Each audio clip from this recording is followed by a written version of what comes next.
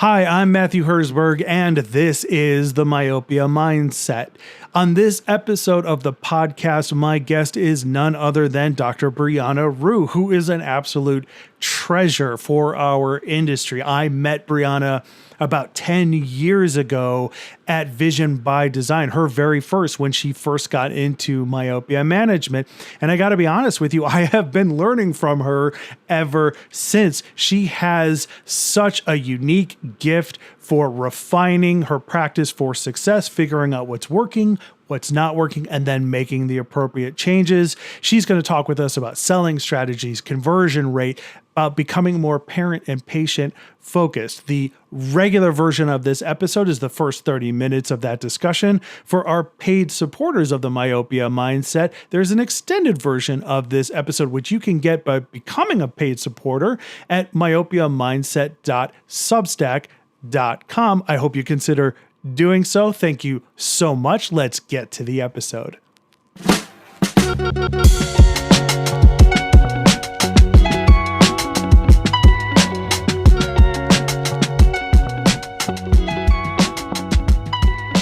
All right, welcome to the Myopia Mindset. This is a podcast where, yes, myopia matters, but what also matters is your weekly dose of education, inspiration, and motivation in pursuing your successful development in myopia management. And my guest today is Dr. Brianna Rhue. She is a specialist in many disciplines at West Broward Eye Care, such as keratoconus, diabetic eye care, glaucoma, but what she's known best for is myopia management. She's a leader in our industry. She's a nationally recognized speaker. She's a dynamic orthokeratologist. She's also a key principal investigator in myopia management, and she is the co-founder and CEO of Dr. Contact Lens. Brianna, welcome to the podcast. Thank you, Matt, for having me on. Awesome. And I could not wait to get you onto the podcast. We talked at Vision by Design about it, and then all my scheduling got all out of flux, and I was like, I kept making notes, get Brianna and get Brianna and get Brianna, because I have learned so much from you over the years. And, you know, one of the promises that I made to the audience is that, like, if I don't know something, I'm going to bring somebody on who can speak to it way better than I can. And you are that person. Brianna, for those who don't know, is constantly readjusting her practice parameters for efficiency, learning from mistakes, doubling down on her successes, and has really turned out one of the best, myopia management machines is what we call them. That comes from Caroline Kauke. Turn your practice into a machine. But Brianna, what I want to start with is the eye pitch, which is this book. Can you tell me about it? Like, what is the eye pitch? Give me an overview. Yeah, so we're excited. We officially launched a book. It's more of a tool. Like, I know that we don't have a lot of readers out there, but that's one of the things is my gift is I really have picked up reading over the last probably 4 years or so in, gaining knowledge out of the exam room, looking at different perspectives. You'll see all these business books really have a common theme in them, which is your morning routine. What does that look like? And then really taking care of your own vision. And so our new little hashtag is live your vision. Mm-hmm. So it's funny, this myopia mindset, right? It's really all about mindset. And that's what this book really leads into. So I have a hole in my wall over here, my purple wall for Dr. Mm-hmm. Contact Lens, of me giving pitch after pitch to doctors, in them just, speaking past one another, not really fully hearing one another. And that's where this was born. And I really saw I was able to kind of label it and put it to words, what's happening, right? So let's take Vision by Design, for instance, right? You go to Vision by Design, which is honestly the conference in 2015. Thank you, Scott Pearl, for inviting me and me meeting you and all the people at Vision by Design, game-changing conference. It is worth it in West Palm Beach. Like, be there, October. Like, please set the date. That is not a selfish plug. Like, just get there. Yes. It will change your practice. But the iPitch book is really, as you're going to one of these conferences, whether it's Vision by Design or Expo or just your local conference, right? Which just did another one. You're in an exhibit hall, you're in there with your colleagues, you're in there with all of the people trying to pitch you, the speakers, right? Mm-hmm. They're all pitching you. Every single day someone is pitching you. Your patients are pitching you. Your team is pitching you. Your spouse is pitching you, right? Right. So when you switch the perspective and you switch the mindset, right, and you're not so nearsighted, we're going to bring this all back to myopia, guys. Puns intended here. Hardcore puns. Love puns. But that makes you the shark in Shark Tank. Okay. And we're not acting like sharks at all. We're acting like scared minnows, where people, again, are trying to help us. So if you look back at Shark Tank, what they're doing, they all are writing something down. They're all taking detailed notes and they ask specific questions. So we have our clinical mindset and we have a business mindset. So again, in sitting where I sit, having a practice, running a high growth tech company and seeing all of our practices and what we're doing and what we could do better, put yourself in the ring, realize that you're the shark. But why we're not doing that is we have our clinical mind. So in school, we're taught first, do no harm. You cannot take risk with patients. You have to be clear. You have to be sure. In business, you have to take risk. You have to be unsure. You cannot have all of the answers. And so there's this back and forth daily as a clinician and a business owner on what mindset you're looking at. So when you go into these exhibit halls, which again, they're there to serve you, they're there so you have education that is affordable, right? And so we need you to step into these, but do not step into my booth and ask me, what does it cost? Right. Matt, that does no good for you. It does no good for me. And now I go heavy hardcore into a pitch trying to get you to see the value. And that's when you see people start talking back and forth, not good back and forth. There's no good banter when that happens because you're on defense and I'm on defense. What should I be asking then? If I'm not going to ask the price, I totally agree with you. So if I'm not going to ask about the price, what should I be asking? Well, that's what this book is all about. And so it's asking better questions. Okay. So, is this a clinical decision? Is this a business decision? Is this both? Right. What happens if I don't make this decision? What is it going to cost? What is the investment, total investment? Who's going to own it in my practice? Do I have the time to implement it right now? Right? Because a lot of people are like, oh, it's too expensive. When it's really, that's not your primary objection. Your primary objection is you going back and trying to get your staff to do it and be accountable. Yes. Right? And so that's kind of leads into the myopia space as it's growing, as it's accelerating, right? And we're seeing all these companies come in here. This is the tool to help you evaluate vendors and opportunities for you, but get you to a clear yes, no, or I'm going to revisit it at this date.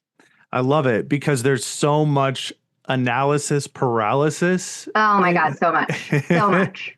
There's so much of it when it comes to docs who want to do myopia management. My experience is most of them have either not done enough research, they haven't gone to the key meeting like Vision by Design. They have not gotten the full buy-in from either, like they're an associate and they haven't gotten the full buy-in from their other associates or the practice owner. And they haven't even gotten the staff fully on board. They haven't even picked out those key staff members who are going to be essential in this path. So I love everything that you're saying. What if we're typically minnows in the eye care industry and not sharks? What is that? Not anymore. Everybody's a shark now. Okay, everybody's a shark now, but what is that? What has that typically looked like, and how do we convert over to the shark mentality? I think, again, it's realizing how special of a seat you sit in as the doctor. And so if we really do reflect back at how this happened, okay, like and your dad, right, you're going to see this. Your dad got wined and dined, man, like trips, conferences, food, shit that he got. Can we cuss on here? Yes, certainly. So my generation of doctors, so I graduated in 2009, right when the Sunshine Act was passed, right? And it was passed for a reason. I get it. We don't want to be bought, but we do still have to learn. And there's like our egos were kind of stripped from us in that past, right? We were put on this pedestal. That pedestal was taken away from us. And I think that that's really hurt the industry. Okay. Because they realized, like the students that were in-house first and I went out first and came back, like they understood the vendor-doctor relationship, that there was one, and it was a really critical piece. from 2009 and beyond, they're not getting that. It's coming back a little bit, but you are, as a doctor, allowed to have an ego, not a big one. Mm-hmm. Like, Mm-hmm. I know we're all like, we don't want to have egos anymore. Like, guys, you're taking care of patients' vision. Yes, you are allowed to have an ego. That's a big deal, right?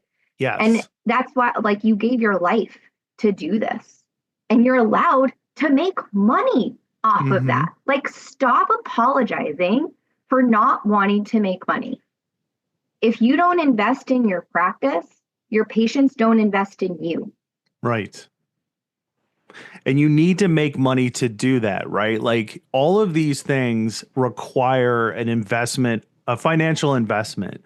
So when you start succeeding with myopia management, let's say you're doing ortho-K. Ortho-K patients take time, way more time than your typical patient. They take more expertise. They take more involvement from your staff. So you need to incentivize your staff. You need to train and prepare them. You need to get that practice into a mode where it can handle these patients. And if you're undercharging for what you're doing, then you've already put yourself with a handicap, a roadblock in your path. And I love everything that you're saying, because I have seen this firsthand over the last couple of years. I've been in so many practices of docs who are brand new to myopia management, and they don't feel like they have enough value to call themselves an expert or to have an ego, as you mentioned. They don't feel justified to position themselves as the important person in this scenario. And I keep telling them over and over again, you have to find a way to be a step above, to have that ego, as you put it. So what, like, let's say that we have a viewer or a listener right now who is saying, like, we know that, let's say she's sitting there saying, I feel like a minnow. I want to get to the shark. What can I do to do that? So what is your advice? This is steps? Shoulders back. Like, it's planting both feet on the ground, right? When you're talking to a patient, realizing they came there for you to solve a problem. And I always looked at, even the moment I graduated, right? I never wanted somebody to come in seeing an ad or something. Like, that's when ads were really, like, hey, diabetic, like, ask your doctor about this. Like, I never wanted to be the doctor where patients would come in and asking me about a treatment. I always wanted to be leading with the treatment, right? Right. So I think it's starting there. So what kind of doctor do you want to be? It's feet down, shoulders back, and confidence. The patients will sniff you out if you do not have confidence. Yes. And they will break that down. Do not let that happen. Again, you are the expert in the room. You know more about that disease process than ever before. And yes, myopia was just renamed a disease. Yeah. Right? How cool is that? Like, Matt, like, that is super cool, right? As of November 2024. So I think it's just coming down to eliminate little hurdles, one thing at a time. Because you can look at this myopia management thing as Mount Everest, right? I got to get my pamphlets. I got to get my process. I got to get my team. I got to get my pitch. I got to get ready for parent questions, right? That's the 5 pillars, okay? But just take one of those at a time. Right. Right? You don't swallow an elephant whole. You swallow it piece by piece. And I think we're so quickly to, like, want to be there. Like, the joke in my family is, I see patients and my sister has patients, right? Because she's a first grade teacher. Yeah. There really is a patient perspective here, not seeing patients, but like patience and being patient with the process. Right. So, like, I came back from Vision by Design in 2015. I literally, on my whiteboard, if you do not have a whiteboard, please invest $15 in a whiteboard. It will be Amazon to your thing tomorrow, right? Teleportation is already happening. A whiteboard just gives you time. It gives you, it's a really easy tool. I've got mine, like, already filled out, like you can see it here, right? Yeah. Yeah, it's a tech hack, right? So I came back, I was like, atropine. And I've never fit an ortho-K lens before I went to Vision by Design. Atropine, you still couldn't even get it. The only thing that we had was the NaturalView multifocal or Biofinity multifocal, right? When I went, my site wasn't even launched. Okay. And so you had to, now we've got spectacles coming. You've got another lens, like, it's amazing, the tools that we have now, right? I invested in an axial length measuring device, which I still love. Like, I had a topographer, but I invested in another one. Now I've got 3 topographers, right? I'm not telling you like gotta go crazy. But I just looked at all those things as an investment, right? And then I built the program. It literally took me 2 hours. Now you've got all these resources at your hands. Like, you can get Caitlin Rigetti to build you a beautiful pamphlet that's for you, right? If you don't have those skills on Canva or whatever it is, Right. It's really inexpensive to do this, like $200, $300, right? And then you just hit print. So it's just putting one foot in front of the other, day in, day out, and then you can have the conversations with the parents. So, and that's the fun piece. Yeah. To piggyback what you're saying, like, because I love how the elephant example in particular, and I want everyone to recognize that if this is something that if we could swallow the elephant in one go, everybody would be doing myopia management, and they would be doing it at a higher level, and everything would be clicking into place, and this wouldn't be the specialty that you would want to go into. If every eye doctor could be doing this, and I don't think every eye doctor should be doing this. There's plenty of other specialties out there. Not every doctor, in my opinion, should do myopia management, but they should serve myopia management, take care of the patients, right? But if you could just swallow the elephant just like that, then this would be significantly less special than it is. It wouldn't require as much, and you wouldn't be in the position that you are. And I can't think of really anything in life that has value that you can get instantly without any work or any planning or any components or steps. So I love that, because the practices that I've been in, the doctors are looking at it from like, I got to swallow this whole elephant right now. And it's like, no, you just have to do these particular pieces. Do you have any advice for, because I've met this group so much more than the time of the private practice owner is waning for sure. Students are coming out of school saddled with debt, then they have to get into another practice as an associate. Or if they don't pursue a retail example, I've seen so many associate optometrists who they want to do myopia management, but in like the other associate doctors aren't into it, so they don't even talk about it, or the practice owner needs to be convinced, or they have a limited amount of time to work with a patient. Do you have any advice for them in order to, because you said like we're all being pitched on certain things, and I think it's important to recognize that the associate doctor who's interested in it but doesn't have the support is being constantly pitched that this is a bad idea and that it's not going to work for them. Do you have any advice in that particular aspect? Yeah, I've got 3 things here. One is, nothing worth doing is easy, right? Like, just realize that. Like, you're graduating. Again, I came out with a mound of debt. Went into a private practice not making much, but I found who became my partner, and then I now bought him out recently, right? We had an amazing partnership. He let me fly. He let me bring this stuff in because he saw that he wasn't passionate about it. He was passionate about something else, but then he nurtured my passion, and I had to show him that. I had to build confidence in him to build confidence in me. It's not the other way around, right? Right. No one starts, you've got it. Again, this comes down to confidence. Build that in yourself. Know what you're bringing to that practice, because as an associate, most likely you're like mine, you're getting paid on production. So do not come ask me for a raise. Your raise is your own. Your raise is your production. Okay. So, and I've given you all the tools here. We have all the myopia management protocols. We have all the dry eye protocols. You are seeing the patients in your chair that have these problems. And if you do not solve it, they will and are going somewhere else, right? And so again, it just comes down to what you're passionate about. And I don't really I'm going to push back on you, Matt, a little bit. Sure. This is not a specialty. Okay.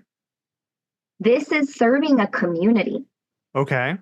Right? And there's myopes in every community, starting at 2, 3, 4, 5 years old.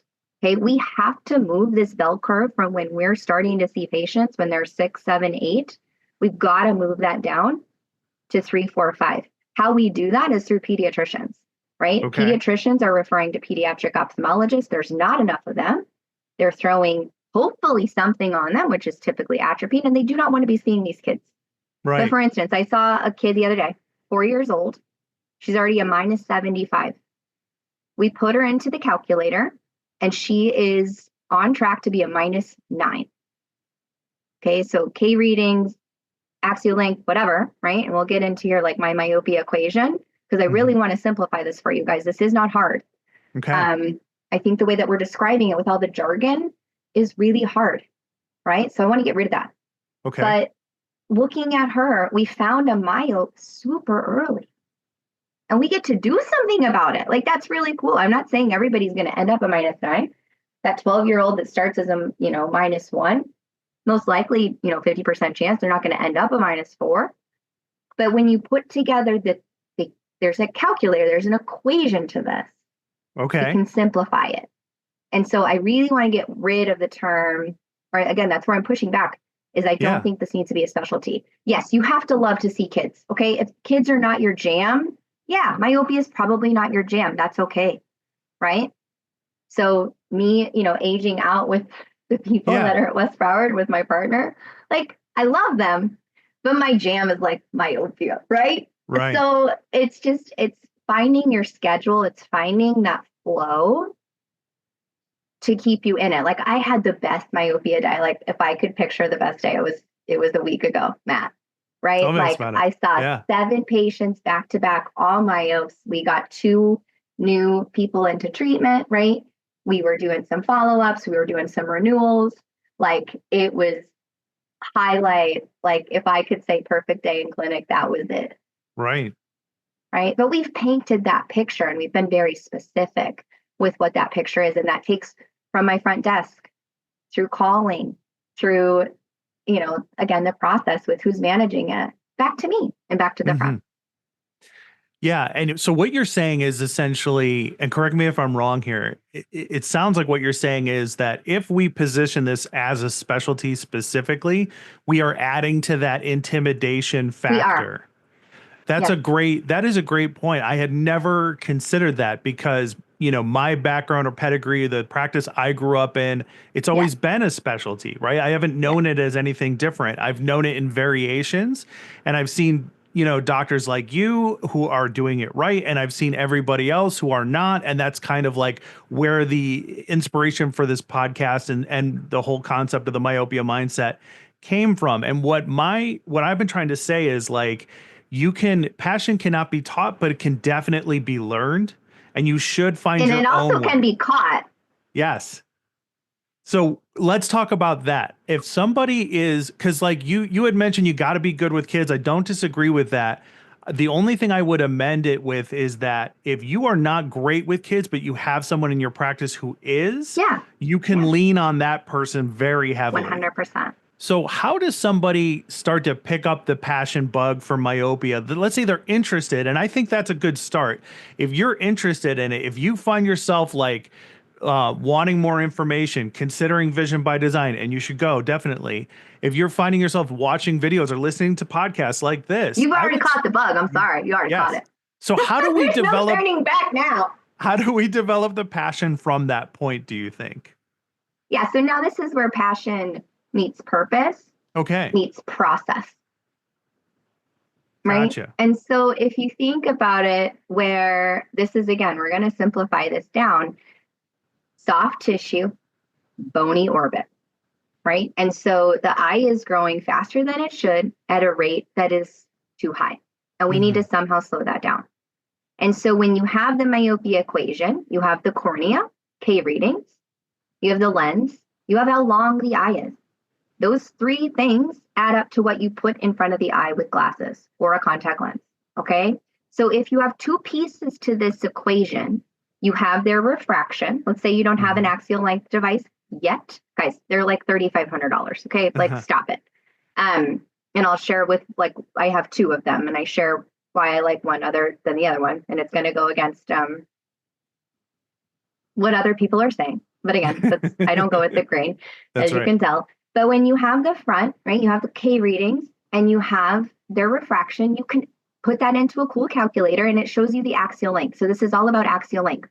If you've got, like a 44K reading and a -2, right, then their axial length is not going to be that long. If you've got flat Ks, then their axial length is going to be long, right? And so there's this little, we'll share it in the show notes where you can go and get it. And there's some really cool things coming. Something like Ocumetra, right? Where we're testing in there. So you can put these little things in and it shows the parents, like what Andrew Morgenstern always talks about is those growth charts, right? Mhm. They want to know where their kid is on the growth chart. Yeah. My kid's in the 85% height, height growth chart. And, we all brag about it. Well, we don't want to brag how long their eyes are. Right. Right. Right. But that's what we're slowing down. So the earlier that you catch this, again, 3, 4, 5, 6, 7, 8 years old, right? Mhm. 1, 2, 3, and to the 4. Like, Right. I live my life through like soundtracks. Uh-huh. That's again where all that adds up. Yes. That's all Yeah. that it is. It's just one big equation: age, ethnicity, parental myopia, what the kid is in the chair, right? And I don't say just look at the patient information, right? This is Right. where my axial length device comes in. Don't look at the patient information. Yes, you're gathering all that, but look at the patient that's in your chair. The patient is giving you information, how advanced they are, how the parents are talking to the kid, how the kid's talking to the parents, what do they like to do, right? So Right. that's where I use something called the DGH scanner, which is it's contact Mhm. for axial length. And I can get this I've gotten it on 3-year-olds, guys. Okay. But I have another device, the LensStar, which is there where they sit in front of it and point and shoot. You've got something like the Maya and all these things. Again, I already had a topographer. I needed something else. Mhm. And so what it does is it shows me what kind of treatment I'm going to lead with. So if I can get this on a 4 or a 5-year-old, I'm talking about a contact lens option. If I Mhm. can't, I'm talking about atropine. Once we get spectacles, again, and I think this is a key point, spectacles don't really give you freedom, right? Like Mhm. I was a kid, like I got contacts in 2nd grade, 3rd grade, right? They gave me so much freedom and confidence. You've got this, spectacles to me are such a cop out. Yes, there's a time and a place for them. And again, you're going to look at each individual case. Okay. But this is about giving your kids freedom. Right. Yeah, I don't know how useful spectacles are going to be. I'm excited to find out. Like at Vision by Design, when they spoke about it on stage, they had mentioned that you needed a consistent like 10 to 12 hours of 12 wear, hours. and in a very specific set position right on the face. And if Yeah. that gets changed, and one of my favorite things about Ortho K is that even if you're starting with a young patient, you can help them take out the lenses or put the lenses in at night as a parent. And then you don't need to worry about that kid for the rest of the day. Obviously, they're going to want to learn how to do this on their own, but like you can ensure that they don't have to worry about like, are they wearing their glasses correctly? Yeah. Now, Especially like those -75, -1s, -1.25, where it's really not that bad. yeah. Right. So yeah, they notice a difference when they see. But I think that this again is a critical piece. Like I hear time and time where Brianna, like myopia is not the plague. It's not like we're curing Right. cancer or whatever, right? Right. We hear so much stuff, Matt, We right? do. Yeah. One take home here though is this isn't up to you. Mm-hmm. It's up to the parent. It's up to you as the doctor to give them the knowledge that you have in a way that they can digest it, that they can make an educated decision and not an emotional one. Right. So I do say in my chair, there is no such thing as mommy or daddy guilt. As a parent myself, you got enough of that. You do not need it from your doctor. Right? This is about clear and concise responses. It is not getting in there and throwing up on them all this knowledge. Right. Because they're going to forget 90% of what you said. Again, it's honing in on the message. It's your elevator pitch, right? So think of it, you got on the ground floor in an elevator and you have till the penthouse to make a pitch to sell somebody something. and you got 30 seconds to do it. Right. Okay. I love it. That's how clear you need to be when you're explaining it. And that's what some of these tools are allowing you to do. So again, I gather all the data for the patient, like K readings, refraction, pictometry, ESO, EXO, whatever, visual acuity, okay, axial length. And then I gather the patient data. How are they sitting? How are they speaking? How are they looking at me? Mm-hmm. How are the parents interacting? So I'm gathering all that, and then I put that together and I unwrapped the gift, and in the gift is their myopia treatment that we're going to go with. I love it. I love it. For so many reasons.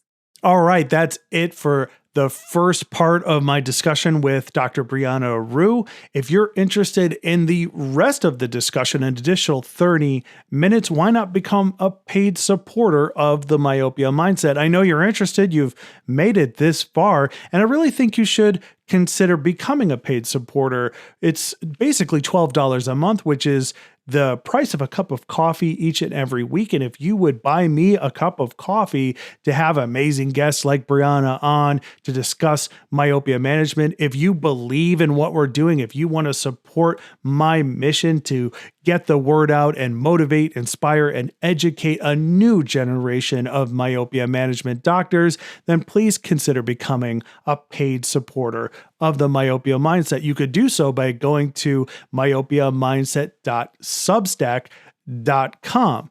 And thank you so much. We'll see you at the next one.